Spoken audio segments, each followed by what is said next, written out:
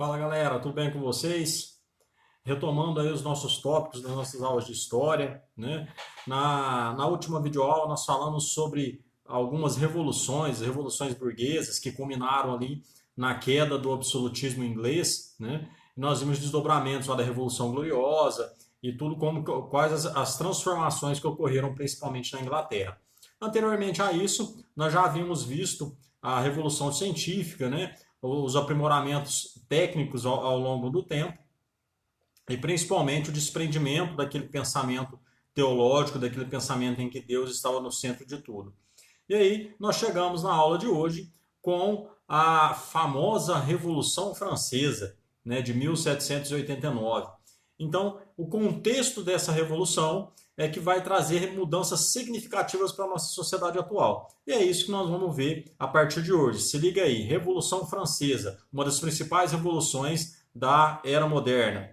Pessoal, século XVIII, né? Revolução Francesa, finalzinho do século XVIII, nós temos que entender o contexto em que ela vai surgir, né? O contexto em que vai culminar, em que vai resultar numa revolta de tamanhas proporções e que nós vamos ver lá no fim último dessa revolução, que nada mais é do que uma ascensão da burguesia ao poder. Burguesia essa que durante muito tempo compôs ali as fileiras do terceiro estado dentro da França e não tinha direito político algum, né, ficava apenas onerado ali com os impostos e não tinha, né, a participação política devida dentro desse contexto.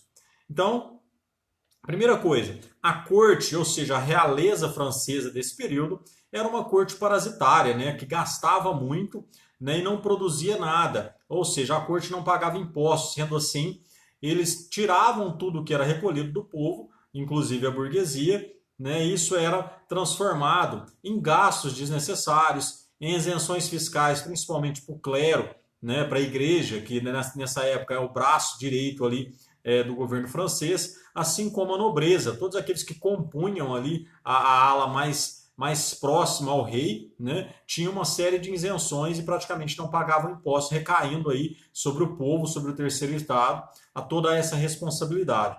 Né, dívidas de guerra que se acumularam ao longo do tempo, né, principalmente a Guerra dos 100 Anos, aí, a Guerra de Independência dos Estados Unidos, que eles participaram também, né. Isso acumulado a uma crise agrícola, né, do final do século XVIII também, 1770, 1780, né, com o aumento ali do custo de vida, a desvalorização da moeda, né, e principalmente ali a dívida pública, a dívida do governo francês aumentando vertiginosamente, né, ao longo dos anos.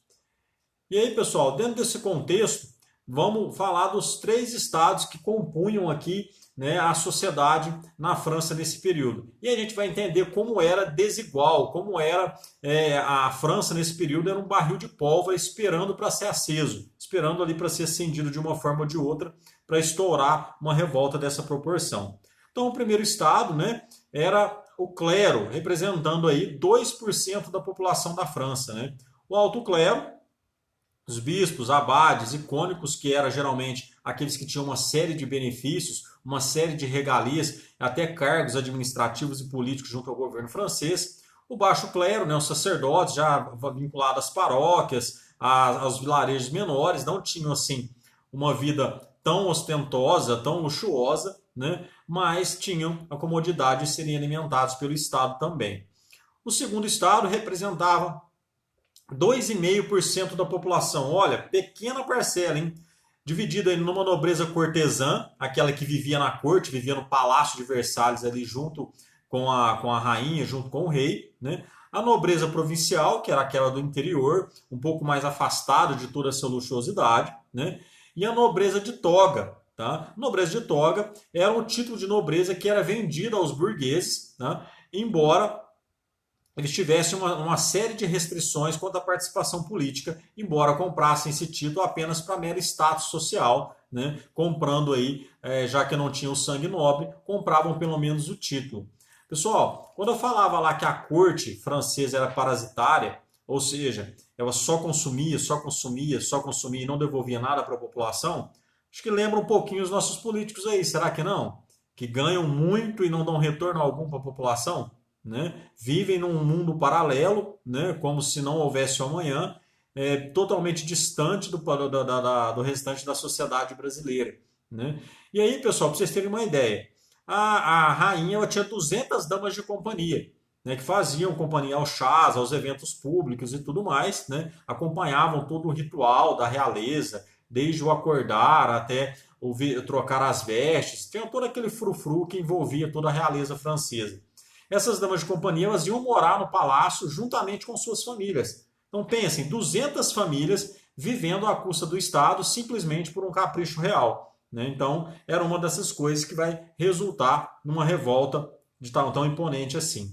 E o terceiro estado, que aqui é o povão, né? Que representava nada mais, nada menos que 95% da população. Dentre eles ali os camponeses, né? A grande burguesia, como banqueiros, empresários, né? A média burguesia, profissionais liberais, médicos, advogados, professores, a pequena burguesia, artesãos e comerciantes, né? Os sans-culottes, né? Que eram os aprendizes, né? Salariados, empregados, vão ganhar esse nome porque eles não usavam a roupa típica da realeza, né? Que eram os culottes, os calções curtos ali com meias típicas, né? Que a nobreza usava. Vocês procurarem ali imagens no Google dessa época, vocês vão ver bem o que eu estou falando para vocês. Então, os sans-culottes aqui representavam esses aprendizes aí. Então, pessoal, 26 milhões de habitantes, tá? Sendo 23 milhões camponeses, ou seja, viviam no campo, numa condição muito precária, né? Pagavam aí a quarta parte da produção para o dono da terra, além de pagar os impostos para o Estado, né? Para o rei, ainda tinham que pagar o dízimo para a igreja, ou seja, eram sobretaxados de todas as formas, né? Cidades e as comunidades plebeias eram bem miseráveis, né? E aí, pessoal, o que vai acontecer? Em 1788, né? O rei Luís XVI vai convocar os Estados Gerais para aprovação de novos impostos. O que eram os Estados Gerais? Era quando os estados eram chamados para fazer uma votação para saber se aqueles impostos seriam aprovados ou não. Tá? E nessa época, pasmem vocês, tá? Embora 95% da população estivesse no terceiro estado, o voto era por estado e não por cidadão, e não por pessoa. Então, o clero tinha direito a um voto, a nobreza tinha direito a um voto, e o terceiro estado, o povão, tinha direito a outro voto. Imagina vocês numa pauta de aumento de impostos, onde quem seria sobrecarregado seria apenas o povo. A nobreza e o clero vão estar sempre juntos, ou seja, representando a maioria simples aí nesse sistema de voto, de votação, né? E aí o terceiro estado acaba abandonando os estados gerais, pedindo ali a mudança, uma alteração na Constituição da forma de votar, da forma de representar. E aí vão acabar formando, meio que na ilegalidade, uma formação de uma Assembleia Nacional Constituinte, tá? Sem autorização do clero e da nobreza, justamente para fazer uma nova Constituição, revitalizar essa Constituição, né? E contemplar os ideais que vão ser levantados na bandeira da Revolução Francesa, né? Igualdade, liberdade, fraternidade. E em meio a esse contexto, né, de busca de uma nova Constituição, é que várias revoltas populares vão se espalhar pela França nesse período.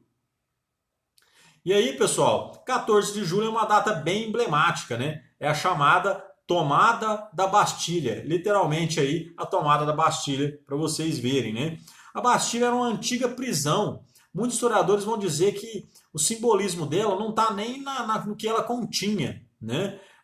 Era uma prisão política, onde aqueles que eram inimigos do rei eram condicionados ali. Uns vão dizer que continha armamentos e tudo mais, mas é muito mais uma quebra de um símbolo, o símbolo do antigo regime, o símbolo de uma realeza cada vez mais parasitária. E é justamente a tomada dessa fortificação que vai dar ainda mais força para os revoltosos, né, levarem à frente o plano de derrubar o rei. Tá? E essa revolta vai se espalhar. Né? Um período de grande medo vai consumir a França nesse período. Massacres de membros da nobreza, tá, no campo ali, principalmente aqueles ligados ainda àquelas heranças feudais, vai fazer com que muitos nobres fossem mortos pelas camadas populares. Tá? Até que no dia 26 de agosto de 1789, a Assembleia Nacional Constituinte, né, vai fazer uma declaração dos direitos do homem e do cidadão. E vai trazer alguns pontos interessantes. Tá? O respeito pela dignidade das pessoas, independente do grupo, do estado em que ela vivia, a liberdade e igualdade dos cidadãos perante a lei, isso é importantíssimo, tá? A questão da isonomia, independente da condição social ou da classe que ele pertence, teria igualdade diante da lei. O direito à propriedade individual, percebam que isso aí já é um toque burguês, né? A ideia da propriedade privada, a ideia da propriedade do indivíduo e não do Estado, tá? O direito à resistência à opressão política, que nada mais é que a liberdade de expressão, a liberdade de manifestação, tá? A liberdade de pensamento, a liberdade de opinião. Então, tudo isso vão ser vitórias, vão sendo bandeiras que vão sendo levantadas justamente contemplando aquilo que era anseio dos burgueses nessa questão. Tá? Essa Assembleia Constituinte ela vai reduzir o poder do clero, vai confiscar várias terras da igreja aí, tá? Inclusive, essa medida foi feita através de um documento chamado Constituição Civil do Clero, porém o Papa, lógico, né, perdendo aí o seu poder político, o seu poder temporal, o seu poder material, não vai aceitar essa determinação, e aí vai sofrer, né, vai sobrar duas alternativas aos sacerdotes, né, fiéis ao rei. Aceitar, que vão ser os que vão ser chamados de juramentados, ou lutar contra a revolução, lutar contra essa tomada das terras da igreja, aqueles que vão ser chamados de refratários. Tá? Em 1791, foi concluída a Constituição, feita pelos membros dessa Assembleia Constituinte, e aí as principais características dessa Constituição francesa, tá? De uma Constituição de características aí burguesas. A igualdade jurídica entre os indivíduos, retomando lá a ideia de isonomia, tá? A liberdade de produção e de comércio, que mais uma bandeira aqui da burguesia, sem a interferência do Estado. A proibição de greves, que é um interesse também dos burgueses, a fim de que não perdessem a sua mão de obra. O voto censitário, percebam que o sistema de voto ainda vai excluir boa parte da população. O povo que sai às ruas, o povo que vai se mobilizar, vai continuar sendo excluído. Porque o que era o voto censitário?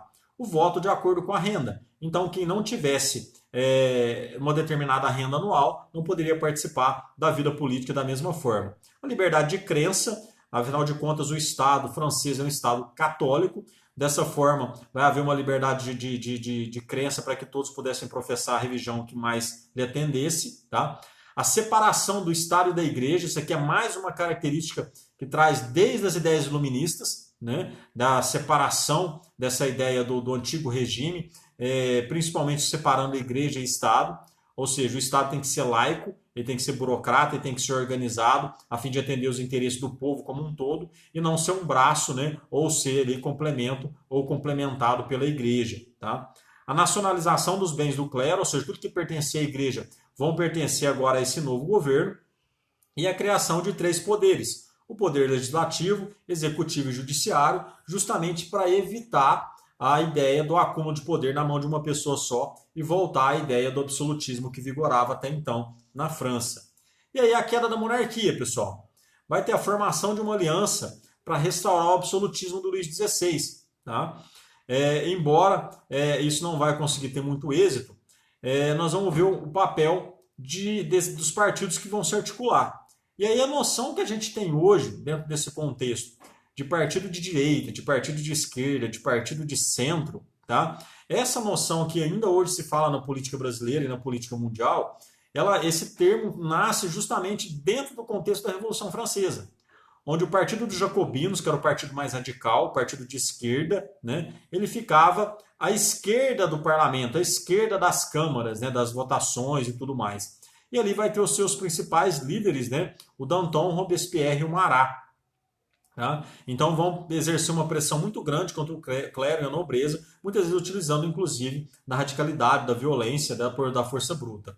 Os girondinos são aqueles que vão defender os ideais de direita, né? Os representantes da burguesia, que já eram um pouco mais moderados, tá? Então ficavam à direita. E a planície ou montanha eram aqueles sem posição definida. Tá? É como se houvesse aqui no Brasil, seria o Centrão, né? O MDB ali, um partido que seria como se fosse a prostituta do Congresso. Né? Ele pende para o lado que paga melhor, digamos assim. Né? Vamos trazer isso para o português, claro. Então a planície não tinha uma posição muito definida, ficava ali em cima do muro. Tá? 1793, o Luís XVI e a Maria Antonieta foram presos e decapitados, né? Foram guilhotinados, que era uma forma muito rápida e eficiente desenvolvida pelos franceses para executar os inimigos políticos, né? E aí vai acabar a monarquia francesa. Embora ainda fosse ocorrer a Batalha de Valmy, tá? Tropas revolucionárias derrotaram o exército restaurador da Áustria. A Áustria vai tentar lutar pela restauração da monarquia na França, mas os rebeldes aí vão acabar derrotando o Império, o exército austríaco, legitimando aí toda a revolução.